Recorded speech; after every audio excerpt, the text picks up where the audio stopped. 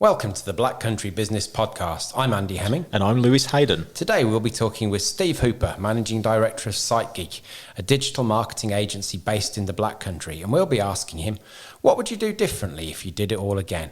We asked Steve some questions. He'll give us some great answers. There's some really good learnings to take away from this.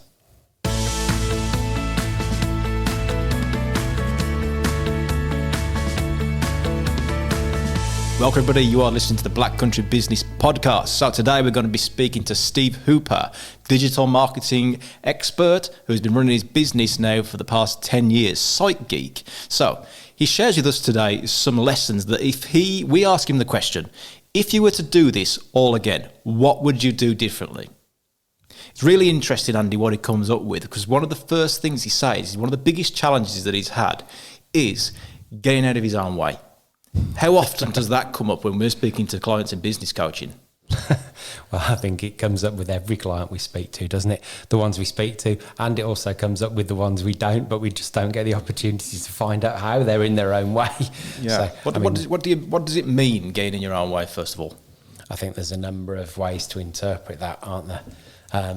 Essentially, though, if you want to narrow it down to its very basics, we all have our own set of beliefs around things, which of course we perceive to be true, and then we learn that things can be different, but we might choose not to act on them. So, for example, what I mean by that is, I've worked with plenty of clients over the years who've had the belief that their business couldn't operate without them, for example. And as a result, all of their actions have led them to reinforce that belief.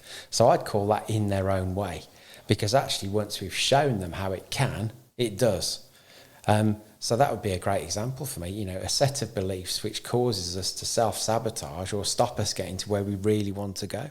Yeah, I mean, this comes back to doing the same thing over and over again, expecting different results. We spoke about this before, haven't we? We have. Yeah. Something else Steve talks about as well, Andy, is the idea of a process. Absolutely. I mean, we when we're coaching with clients, we have a set process that we know is proven. We've seen it being used all the time to get in entrepreneurs and business owners to where they want to get to. And it's interesting that in a different context like digital marketing, Steve also talks about having a process as well. Yeah. How important is having a process to you? Do you ever, in your coaching, do you ever go off the process? Well, we have a framework, don't we? And essentially what a process is designed to do is to give systematic, consistent delivery of something. That's what Steve very much talks about in his interview. Yeah. And it's the way that we operate when we work with businesses, and it's the way that they should operate when they work with their clients. Why is that? Well, if you think about it, let's take us working together, for example. I have to have enough confidence that you can deliver coaching in the same way as I can to achieve a similar result. That's right. It won't be the same result because it's different clients, of course it is, and they'll go on their journey and my clients will go on their journey. But at the end of the day, we have to operate a similar process so we can actually achieve a similar result. That's what we're actually talking about. Now, in the end, where we get stuck, if you like, the getting in our own way, is that because we haven't turned that process into a written document, we've got our own way of doing things. So as a result, we think we're the best at doing something and we couldn't possibly give it to somebody else to do it because all the knowledge is in our head and our system is the best because we haven't turned it into a system yet. So absolutely, I mean, take it back to the E-Myth. We recommend the E-Myth to our clients all the time. It's a great book. If you haven't read it, you really should get on and read it. The E-Myth Revisited by Michael Gerber. And the premise of that is the systems run the business and the other people run the systems. So for me, that's the importance of a system or a process in your business. Yeah, I mean, the things that Steve talks about in a while in the interview is talking about the customer journey. And if we go back to episode 2, we had an episode there called How to Market Your Business Without Being a Marketing Expert. Yeah. Yep. This is interesting because we're now coming from a marketing expert, a digital marketing expert. Oh, look, and isn't it interesting, the things that he's saying? Yeah, take them through a journey, take them through a process, making it about the customer. And look, this is working in 2 different contexts now, 2 different fields. So it's great to take some lessons away from Steve too. I wonder why that is. because the platform of any business is the same, isn't it? You know, we are all in sales and marketing businesses, essentially. We have to go out and attract a customer, get somebody interested, help them understand how to buy from us if it's right for them, and then deliver what we said we're going to deliver. And essentially that's the purpose of the process that Steve's talking about. It's the same as the process that we talk about in terms of how we help our clients get to their result. That's why it's systematic and consistent, because it should lead to similar places. A commercial profitable enterprise that works without you is the similar place. That's right. Right then, guys, so you've heard it straight from us as business coaches. So let's hear it from the other end of the spectrum now. Somebody who is a business owner putting this sort of stuff into place. So today we're joined by Steve Hooper from Site Geek. I'm going to let him explain all about Site Geek and also the other logo that I see over his shoulder. So hi Steve, good to be speaking with you today. Tell us a bit about you and tell us about your business more importantly. Thank you very much. Great to be here. As I say, my name's Steve Hooper. I run a company called Site Geek. We're a digital marketing training and services agency. We help companies understand why they need digital marketing and how to implement a successful campaign within their business that not only helps them to bring in customers, but will actually help them grow their business.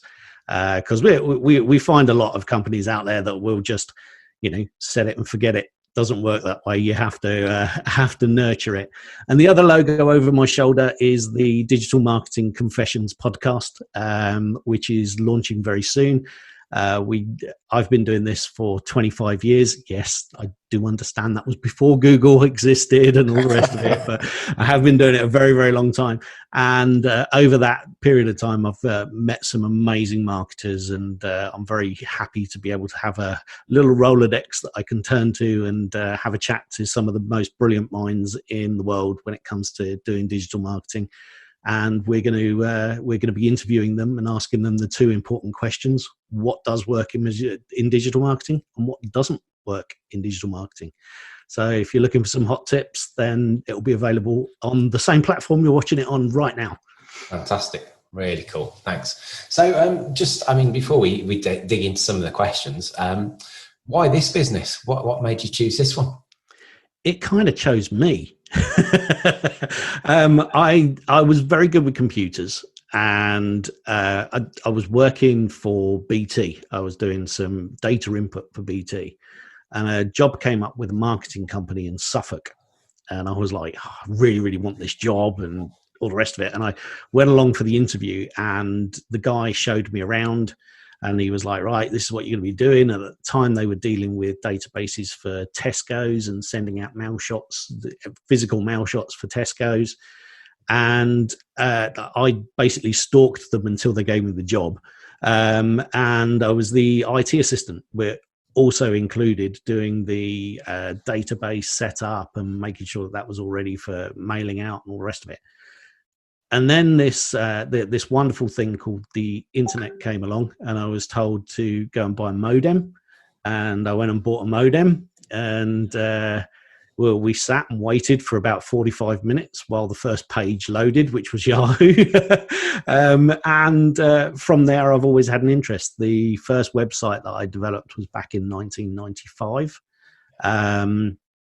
It was done in totally coded from scratch. It didn't have any images on it. It didn't have any formatting on it. It was just a text page for the company that I was working for at the time, so that they had a website. And it loaded really, really quick. If you want a really good page speed, take out all your images, take out all your code or everything. Just have plain text. It's amazing. It works really, really well. But yeah, it kind of took off from there, really. And I've worked with some of the biggest companies in the world. I've done some work with Amazon. I've worked for radio stations. I worked for Capital Radio for a couple of years, and Site Geek was born about 10 years ago, where we decided that it was a good way to go. We were helping a lot of companies in the wedding industry, and we wanted to help some other companies outside the wedding industry, which is where Site Geek came in. Great stuff. Okay. So when you started the business, what was your end in mind? Where did you want to get it to? Any idea? Did you think about it? No, I don't have to think about that. It was a laptop, a beach, a hut, Wi-Fi connection. That was where I wanted to get to. No, in all seriousness, I started the business to help people, and that's how it all came around. I was literally I'd sold another business, and I was thinking to myself, what can I do? How can I do it? And I was sitting around with my thumb up my backside and doing nothing. And then all of a sudden somebody says, hey, there's a load of people being given bad information on SEO on Twitter. Do you mind jumping on and just helping them out a little bit? Of course not. Yeah. An hour later, there was a website, there was a Twitter account, there was all sorts going on. And about 2 months after that, lots of helping people, never sending out any quotes or anything. I was invited to an awards ceremony for a wedding industry awards. And I literally walked into this place with a load of business cards, and all of the people that were there were the people that I'd been helping on Twitter over the past month. So Steve, I've got a question for you. What would be some of this bad advice that you've seen on Twitter then, just for the listeners? I'm sure they're all interested. Bad advice. Oh man, you name it, anything and everything. Blogging doesn't work. That was one of my favorite ones. They couldn't actually point you in the direction of a blog that didn't work, but blogging doesn't work. You don't need to do keyword research. You don't need to worry about ads. You can do it all through SEO, and you only need to concentrate on one place to get your traffic from. And I kind of went in like a locomotive and threw all my toys out of my pram, to the point where a friend of mine actually sent me a picture of a rattle and said, I found this in Scotland. Is it yours? And it was a case of the advice that was being given was 3 particular individuals that thought they knew what they were doing. And as soon as I went in and I told them, I said, look, yes, you need to be blogging because content is really, really important. That still goes for today, everybody. If anybody tells you that nobody reads blogs, then I can guarantee you they've read at least 3 in the last week. Making sure you do your keyword research and you're targeting the right people, hugely, hugely important.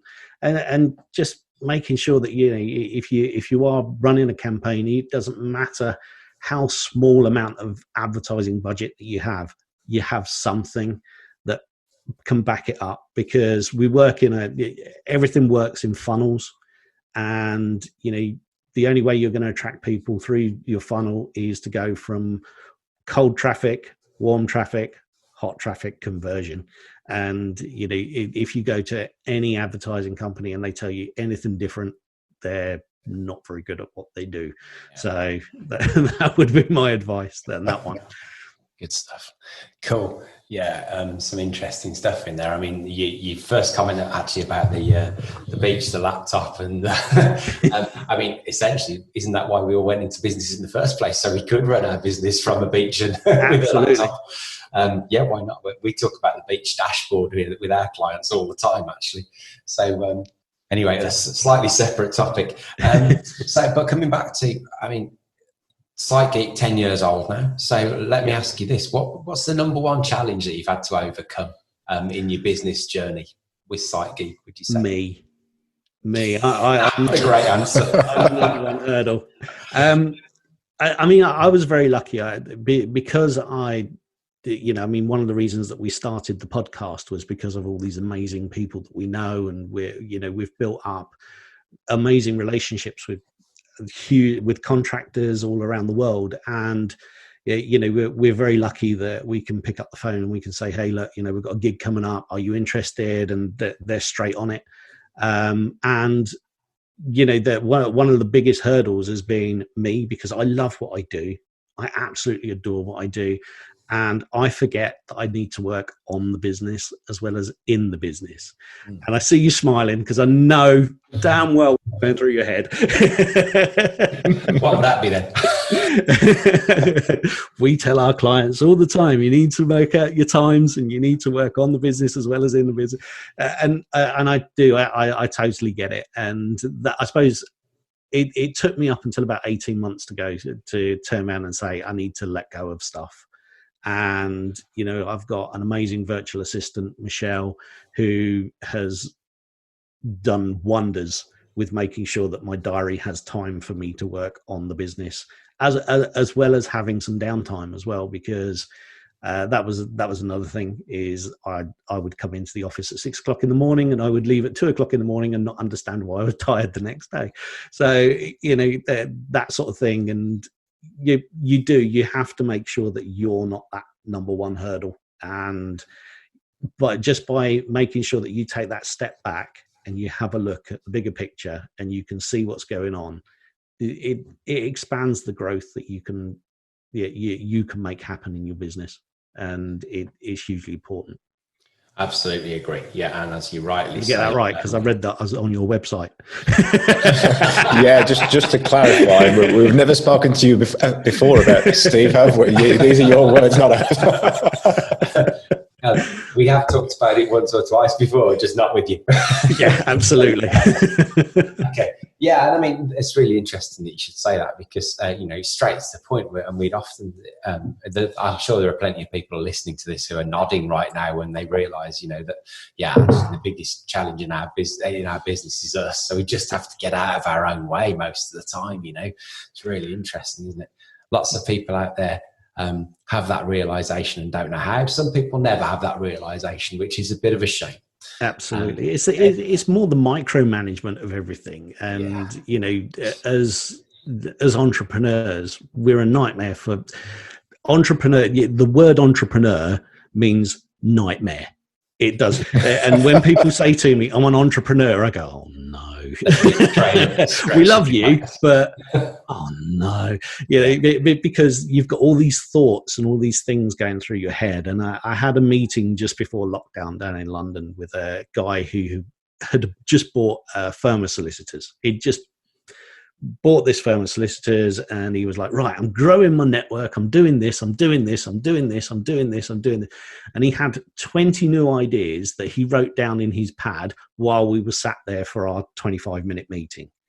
And I just sat there, and he said, so what can you do for me? And I went, absolutely nothing. I said, at the moment, you're a little bit beyond help. You need to work out exactly what it is you want to do and have a plan to do it.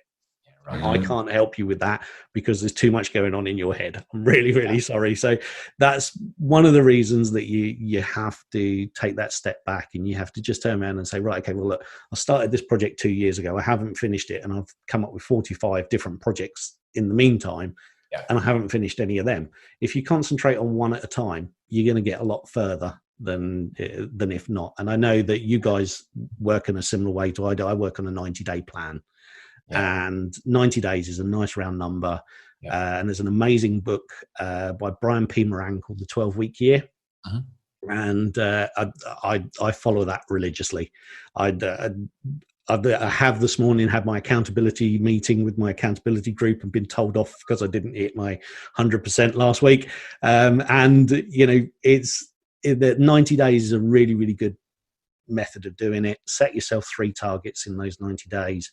And make them something that you can track, make them something that you can be accountable for, and you'll get a lot further, and you'll get much better results. Yeah, agreed. Great point. So I've got another question. And if that was the number one challenge, then is getting past yourself, what would you say was your number one success? Getting past myself. I mean, we went to, as all businesses, you do well, you come up against things that are, not quite going as well as planned and all the rest of it. And I mean, I've had all the nightmares. I've had the bad accountants, to the point where he nearly put me out of business thanks to not informing HMRC about something. And you have all of these things going on, and if you can overcome those, and you can put your mindset in a place where you can say, yes, this has happened. Yes, I need to move on. And my current accountants are amazing at that. They literally, we've actually spoken about this, Andy, because you know them. But they're amazing. They literally tell me exactly what's going on, exactly what's happening, and I can deal with it. And not being organized and not having that there was probably the biggest downfall, if you like. And to turn it around, you need to then make some huge decisions very, very quickly. And I suppose that I would count that as my biggest success, was being able to literally turn the business from total disaster into something that's doing very nicely just a couple of years later. Yeah, and I don't think that would be an unusual situation for a lot of the people listening either, because the stuff I noticed about working with hundreds of people across the last 13 years since 2007 is that actually most of us have to go through some pain before we actually start flying off into the stratosphere of success, and some people have to be dragged along on their backside for a bit longer than others before they decide that it's time to do something about it. So yeah, not unusual what you're saying, Steve, absolutely. But thank goodness that the realization came and we are where we are today, right? Yeah, the light bulb moment, as I like to call it, or the aha moment. Literally, as you have to just go, right, that's it, and you're away. Otherwise, you end up. I've got a deal with myself and my wife, and that is when the proverbial poop hits the fan. I'm allowed 24 hours to sulk. After 24 hours, I've got to get my finger out and get on with it. Otherwise, there's absolutely no point in doing it. So I'm allowed 24 hours. I'm allowed to walk around. I'm allowed to kick things. I'm not allowed to kick the dog, but I'm allowed to kick other things. And just to generally be in my own pit. And then after that, you've got to come out of it. And that works quite well, because you do beat yourself up. And if you don't allow yourself that time to reflect and to go through it, then you're going to hit the same brick walls again and again and again. And yes, you are going to hit those same brick walls. But if you've given yourself that time to reflect, when that brick wall comes around again, you've got a process. Yeah. And you've got a method, and you can get straight on track with that. And it really does work really well. So with that in mind, then, if you were to sort of reflect on your 10 years to here, if there was one thing you could change and do differently, what would you do? I would instantly look at my strategic partnerships the moment that I started the business, because that took me sort of like 4 or 5 years to start getting into strategic partnerships and working with people that I know are really, really good. And one of the things it's very, very easy to do is if you start looking around and you're thinking to yourself, I want a partnership. Yeah, I can work with these guys. I can work with these guys and work with these guys.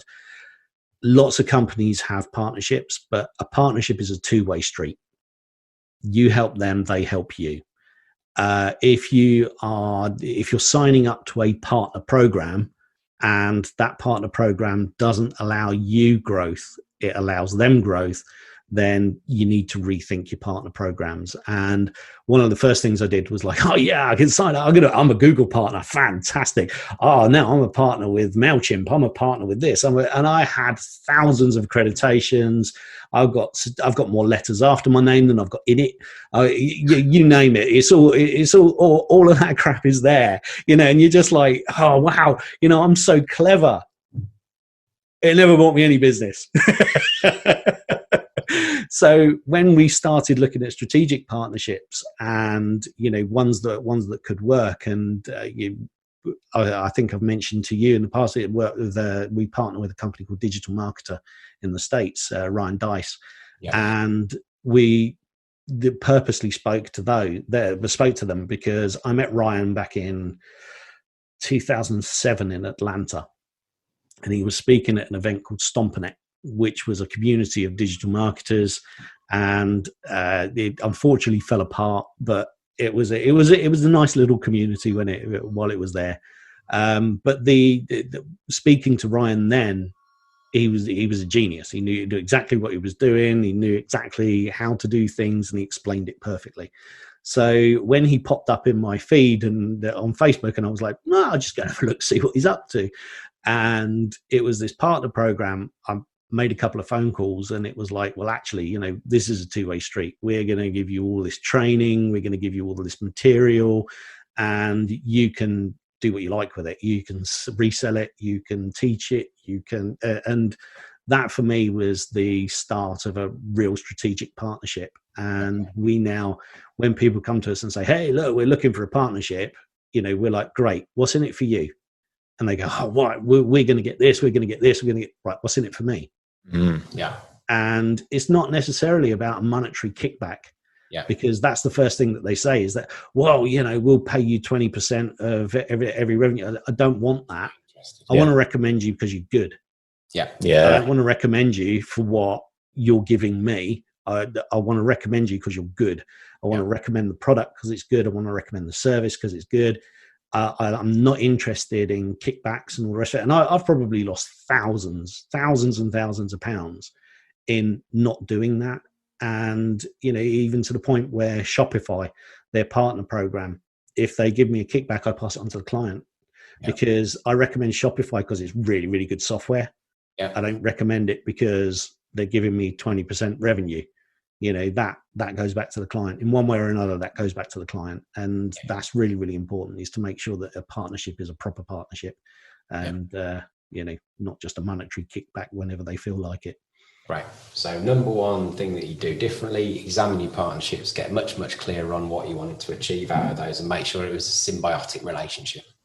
That summarize that well enough what you said? Yeah. Fantastic. Okay. So here's the $10 million question then. Your number one key to business success, which I think will be the topic of our ramblings once we hang up with you, Steve. So what's your number one key to business success? A good customer journey.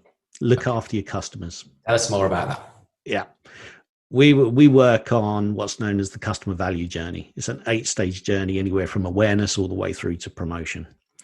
If you look after a customer and you take them on the 8 stages, and the 8 stages are awareness, engagement, subscription, conversion, excitement, ascension, advocacy, and promotion. Yeah, I remembered. Hey. And having a process in place where you've also got what's known as a return path, because a lot of people forget that it doesn't matter if you're using search engine optimization, how you're using ads, doesn't matter.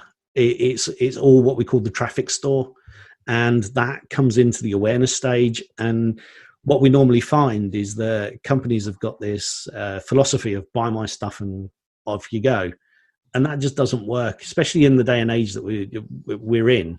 Because if you're looking at it from the point of view that people are just going to come and buy your stuff and that's it, then you're not going to succeed.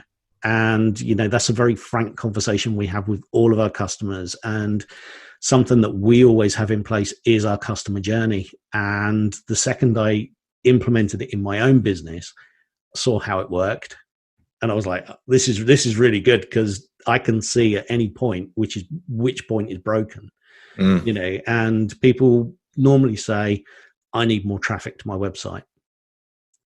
No, I'm really sorry. You can go and buy that. There's a shop for that. It's called Facebook, and you can go and buy it. And it doesn't matter if it's B2B. It doesn't matter if it's B2C. You literally go and you say, here, Mr. Zuckerberg, here's some money. Please send me some traffic to my website. And the key to it is to make sure that you are guiding the customers on that journey. And the absolute pinnacle, if you ask, this is the 10 million, this is the gold nugget for you. The bit that everybody forgets is the excitement stage. The bit in the middle. Yeah. You have to excite the customer, otherwise they're not going to come back. And that can be anything. That can be an email welcome sequence. It can be a piece of content that's just going to absolutely blow their socks away. Anything like that, but you have to excite them. You have to get them built up to the point where they're going to move on to the next offer that you've got.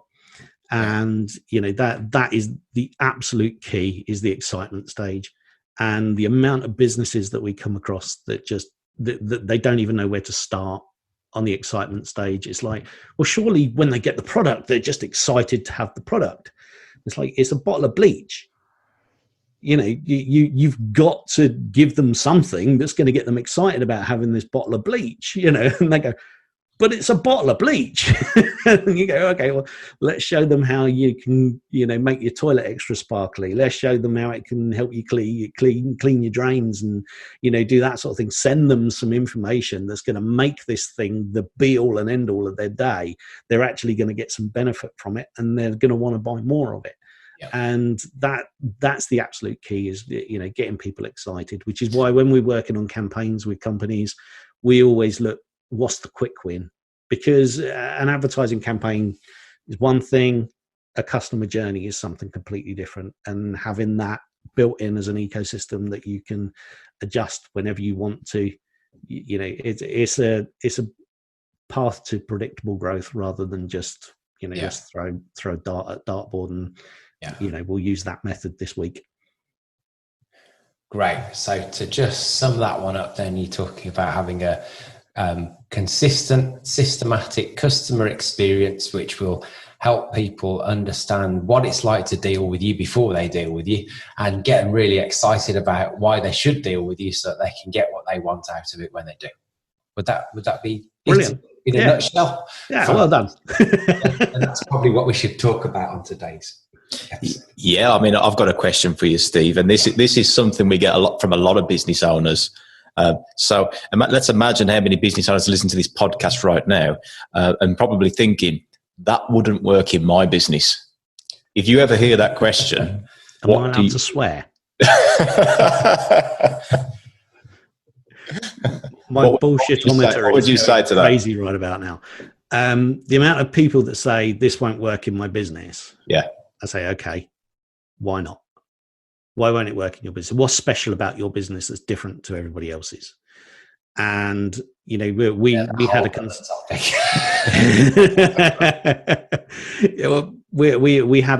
consultancy. They said to us, this just will not work in our business, especially in the current climate.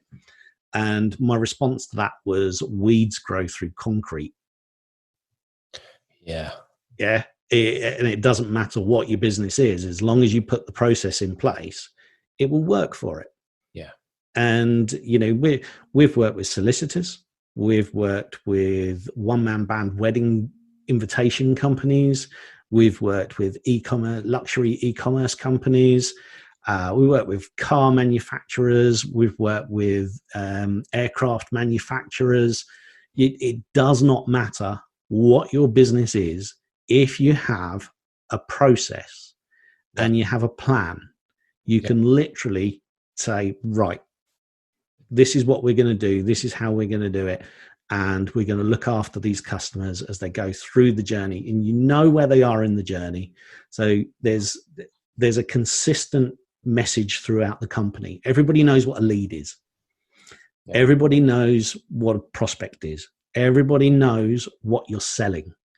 Because that's a massive thing as well. There's companies out there that don't even know what their core product is. Yeah, that's true. To go through the customer journey, start at number 6, start at your ascension, work out what your product is, what you're actually selling, because you can't do anything until you work that one out. Work out what you're selling, then work out how you're going to excite people, then work out how you're going to convert them. And a conversion is time or money. It hasn't got to be just a monetary value. Then work out how you're going to get them to subscribe into your business, engage. And then you go and see Mr. Zuckerberg and say, Mr. Zuckerberg, can I have some traffic, please? Yeah. And that's kind of in a nutshell. If you make it too complicated, then it's never going to work. Complicated is never good. So simple is easy. Get all of the departments to work together. Sales and marketing, I'm very, very sorry. You are one and the same. You are supposed to talk to each other. And customer service, we know you hate everybody, but you've just got to get on with it. I'm afraid you're part of the team. And then, bringing it all together and having that in place, it works. And I haven't come across a business that I can't implement this in and get results. Fantastic. Really great. Thanks, Steve. Thanks for coming on today. Just mention your website so everybody can go and reference you. It's sitegeek.co.uk. Fantastic. That's easy. Thanks very much for coming along and sharing your insight today. No problem. We're going to talk about customer journey and the whole intricacies of that. I wrote a blog on that a couple of years ago, actually saying, does your inside match your outside? In other words, the customer journey and the process behind it, are they the same thing? So yeah, absolutely. Thanks for your wisdom today, and best of luck with your podcast coming soon to an iTunes near you. Thank you very much. Thank you very much for having me. It's been great to talk to you. Okay, so some fascinating learnings in there for me. Listening back to that interview that we did with Steve. Number one, biggest thing for me is this, that when we choose to create processes in our business, it gives us the opportunity to create more scale. And also it gives us the opportunity to free ourselves up. So win-win. Opportunity to build bigger business with less time. I like that one. What was your number one takeaway? Oh, for me, go back to the win-win as well. What Steve was talking about, making sure it's a win for you and making sure it's a win for the clients as well. Because if it's not a win-win, especially in strategic alliances as well, working with other businesses, then we need to get those ground rules from the start. Is how does this look like a win for both sides and the clients? Yeah, that's a fantastic one. And just something that's popped into my head as I heard you say that, actually, which is sometimes we just have to choose what we need to stop doing, because it's not going to get us to where we want to be. And quite often by stopping some stuff, it gives us more opportunity to do the stuff that does work. So yeah, again, brilliant. Thanks to Steve for joining us on today's episode. Hope you enjoyed the content, loads of learnings to take away. Please take them away, do something with them. As we've said to you before, this is to help you change your knowledge, change your action in your business. And all we ask is that if you've got value from it, share it with a business owner who could also take some value from it. See you on the next episode, guys. Good luck in your business, to your success.